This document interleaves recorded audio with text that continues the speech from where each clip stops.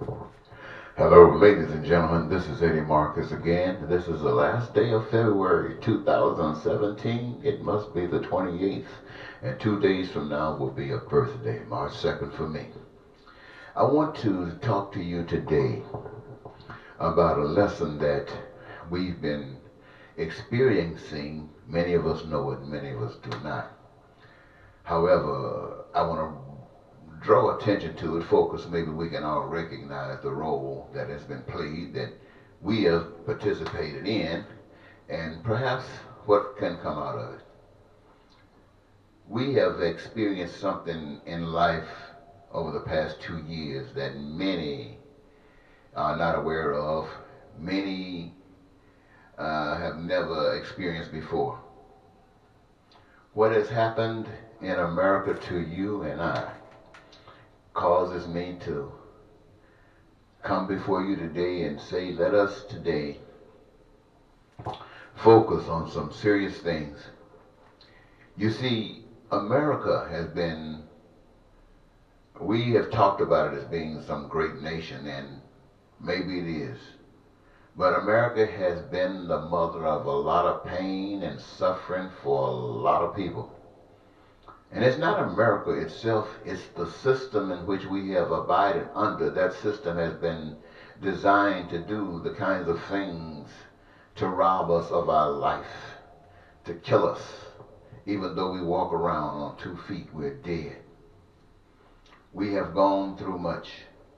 The people of this country have suffered so much until, my friends, the American people made a decision at the last presidential election that they were going to do whatever is necessary to bring a change that they can believe in. They couldn't believe in the Republicans, they couldn't believe in the Democrats, they couldn't believe in those who said they were good people and caring people, they couldn't believe in the church. And so they brought evil. They put evil on the throne. And they made sure that America got evil because the only two representatives that were put before you represented evil out of the people's mouth. This is not me saying this. This is the people. They said we got evil. But they voted for what they call the lesser of two evils, thinking that evil had some goodness in it. But they had given up on God and its representatives, so they just said as far as they knew, they never had an experience right out with evil. So they got evil. And here's what happened. Yesterday, Mr. Cohen was going before the House in Washington, giving some information. And even though we had watched this president for 2 years lie, well, if you thought he was the bigger evil before the election, he proved himself to be as big as evil as you imagine he could have been. Lie, cheat, steal, willing to kill, anything evil you could imagine that he was willing to do. Evil. But he had a helper, one who said that he would fall on a bullet for him. And even he said that he could walk down the street and kill people and get away with it. The devil knows that. Why? Because this one that said I'd fall on a bullet would have done it as well. But something happened to bring us to a point where this one who knew all the things, who done work for this devil all this time, came before the American people and said, I have said things to you in the past for which I acknowledge I was lying. You caught me in my lies. You are punishing me for my lies. And now I recognize that I have been no good. I'm really ashamed, maybe not for myself, but for my family, because what I've done to them, now I feel ashamed. So I want to stand before you and tell you the truth. Yes, I was an agent for evil. I was an agent for the devil. Now let me reveal and expose the devil to you That's the same thing I told you years ago when I first started running for public office. I told you I work for the devil. I told you I know the devil. I know what the devil will do. I know what the tricks of the devil. And I began to step out and say, listen to me. Obviously nobody listened. Just as this man stands out and say, I want to tell you about the devil. He told us good, maybe not everything, but he told us in such a way that those of us who knew he was a devil felt real good. He's the devil. Now, those who still support the devil attacks the one that comes out and tell you the truth about the devil. They attack this one who wants to tell you the truth the same way, with the same commitment of protecting the devil as this one who has decided to give up. And they are on his back. They attacked him. They attacked him not because of what he did, or not even because of what he's saying about the devil. In fact, they're not even questioning the devil's action. They aren't even indicating one thing. All they want to do is prove that the other one, the real devil, is not the devil. That this one here, who decides to talk, is the devil. Isn't that amazing? People just reject the truth wherever they might run into it. And they will deny it just like this one did. But he's telling you the truth now. And it seems as if so much pain, so much suffering is going to have to come upon the people before those who are still defending the devil will wake up. Well, ladies and gentlemen, if you're paying attention, that's what's going on in our world. But this is nothing new. I wanted to come to you today and talk to you about evidences of the devil that perhaps we could deal with, that we could address, that we could make better as people of the awakening. Those who suffered in Puerto Rico, we know that storm did a terrible thing to Puerto Rico, and they say that the people in Puerto Rico still have not recovered. That's a dire situation to be experiencing. That is terrible to be going through. But we're not just limiting it there. We're also talking about, ladies and gentlemen, people who are victims of the floods. There are floods that's happening in certain parts of this country right now where you can only see the rooftops of homes. Can you imagine what these people are going to have to go through to try to recover? And they say just a few years ago they went through it. And now this is the second time. If they had half recovered or done any recovery, now it's back on them again. What about the places where there are droughts? The land is dry, can't produce, isn't producing, and people are going through all these kinds of changes. And let's not even go to these little things. Let's step back a moment, ladies and gentlemen. Let's step back and look at slaves. Can you imagine the pain and suffering that slaves have had to go through since the moment they begun, and even to this day they have not recovered? And it seems as if nobody gives a stink about the fact that they're still going through these changes, that the life that was created for them is still somewhere in a suitcase locked down far, far away. Let's think about those who find themselves in a situation, in a system where the devil attacks them in such a way that it appears that the only way they can find any release is to commit crime and violence towards one another. And rather than deal with that as a situational cause that makes us aware of our failings, we create jails and prisons to house them because we didn't give a darn about them. And the jails and prisons indicate that we're not going to fix it. And so whatever created the motivation that drove these people to these particular acts are constantly doing it every day. And rather than trying to deal with those problems, we're just building more prisons. Isn't that a shame? As cold as it is out here in Minnesota and Midwest today, there are people who still have no shelter. They are living somewhere behind a box or a dumpster or in a hallway or on a bus a vacant bus, or any little thing that they can find to wrap up in, even in woods and pack up. Oh my God, what a shame that we as people have learned nothing in life. Well, ladies and gentlemen, you know people who have suffered. Homes that grew up without a father. Some without a mother. Some without parents. Just somebody else keeping them for a check. What a terrible way to live.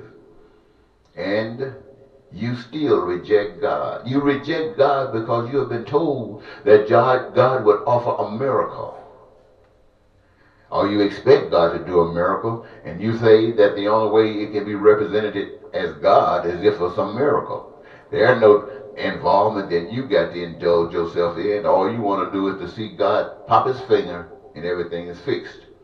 But life doesn't work that way, ladies and gentlemen. It does not work that way at all. Heaven, peace, and prosperity and your dreams coming true is an option.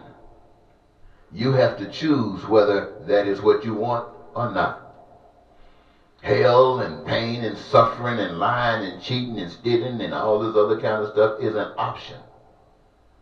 And you have to decide whether you choose that or not.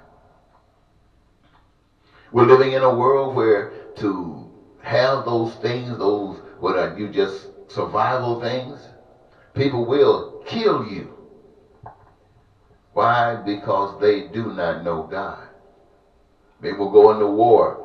They will do whatever to take what it is because they do not know God, and they are operating from the spirit of evil. Ladies and gentlemen, what Michael Cohen is telling you now is that there's another way. What I have been telling you for 40 years is there is another way. And I'm not talking about being good people, because good people are just as much responsible for the problem as those who start the cancer. We're looking for people who are led by God, people who will settle for nothing else, but that the people are treated right, that the protections and the dreams that have been put before people so that they could experience them, which have been denied because of so much hell that's put before them. The ones who know the truth will lay down their lives standing up for truth, willing to lay down, willing to be killed, so that those who are living in darkness can begin to see the light. Now, this is a decision that is made by those who have awakened. They know that the enemy will kill them, and nobody will excuse them. Dr. King, Malcolm X, Medgar Evers, and all of the little brothers and sisters, black and white, who stood for a cause, who were killed, who were bombed in buildings, who were murdered out in some angry mob's dream, who gave their lives and would not become a part of the evil way. I stand before you, or sit, and say to you today, I hope you can see clearer than you could yesterday. And in the reality of watching those other blind representatives in the House attack Cohen for standing up now, deciding to tell the people I lied and I'm telling you the truth, to attack him while they sit there and watch that man stand on that podium and lie his butt off. And yet they do not say one thing against him. Why do you think they do it? Is it because they're just that blind? Yes. Is it because they love what he's doing? Yes. Is it because they are part of what he's doing? Yes. When you hear those people sit up and defend Donald Trump, it is because they are just like Donald Trump. I don't care if they're lawyers, if they're preachers, if they're women, if they're men, if they're children, if they're old folk. When they stand up, they might say they're not Ku Klux Klan. They might say that they're not the white nationalists. Well, it doesn't matter. But when you see people stand up and defend Donald Trump, they do so because they are just like Donald Trump. That means they have no reverence whatsoever for God. They have no reverence whatsoever for what God stands for. They are the enemy of God. Let me say it again. They are the enemy of God. When you see the Justice Department, and you've heard these people who stepped up in the Justice Department and say we will not commit to an ethnic operation. No, we need our own. We're going to take our own ethnicity. They are just telling you what they're going to do. They're just telling you who they represent. But ladies and gentlemen, my call to you today is to remind you of these things. There are some of you who might be listening. And I want you to know that everything that you see today is going on. It is going on and it is happening. But this peace that you go to church talk about, this peace that you get on your knees and pray about, this love that you wished about, and these dreams being fulfilled, it's there still ready for you to choose. Now, the truth of the matter is that you're going to try to fake it. Some of you will be real and some of you will stand up. But you will be few. And evil will still attack you. Evil will kill you, and God will allow you to die because the people are not worthy of you. Not that he doesn't want them to wake up. It's that they're so brain trained that they can't.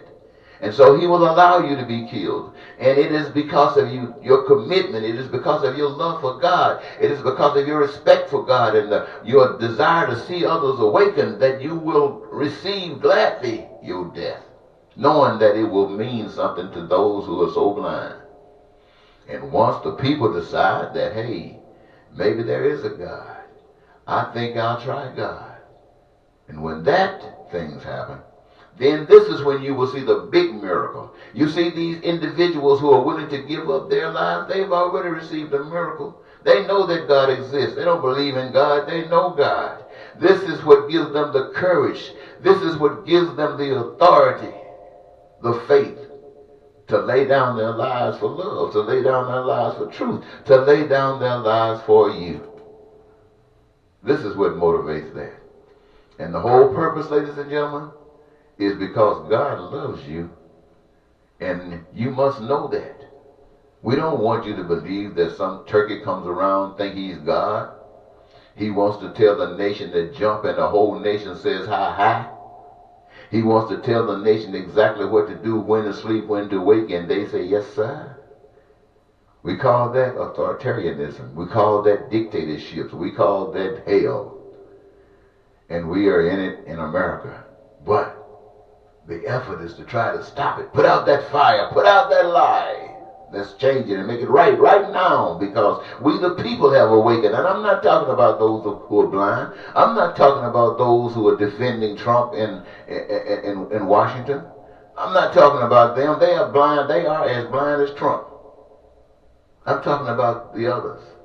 It's not good enough to just talk down on those people. It's not good enough to just be angry with them. If you really want to have an effect, then stand up for the opposite of what they represent. If you really want to have some effect, if you really want to show a difference between you and them and not just a lesser evil, stand up for what's right. Stand up that everybody in this country, everybody in this earth who is alive, who requires essentials for survival, play a part in the creation of those essentials. Everybody got a job, a career of their own choosing that gives them the greatest joy in living. And while they're doing that, they are creating everything that will take away any need for lying and cheating and stealing and killing and terrorism and war. They eradicate that by being directed and focused on the love that they found in themselves by the power of the Almighty God. I'm calling on you today, ladies and gentlemen. Let's stop being fools. If you're black, stop being fools. If you're white, stop being fools. If you're women, stop being fools. If you're men, stop being fools. And if you're children, dare not to walk in our footsteps, because you will follow footsteps of fools. Reach out to be better than we've ever been, and God will use you to do exactly that. Well, God will use you, children, to teach us old fools how to live. Boy, wouldn't that be magnificent? Wouldn't that be great? I want to thank you so very much for giving me this your time, ladies and gentlemen. It truly has been a pleasure, and I hope it has not been a waste. Until next time, Eddie Marcus saying, Bye-bye.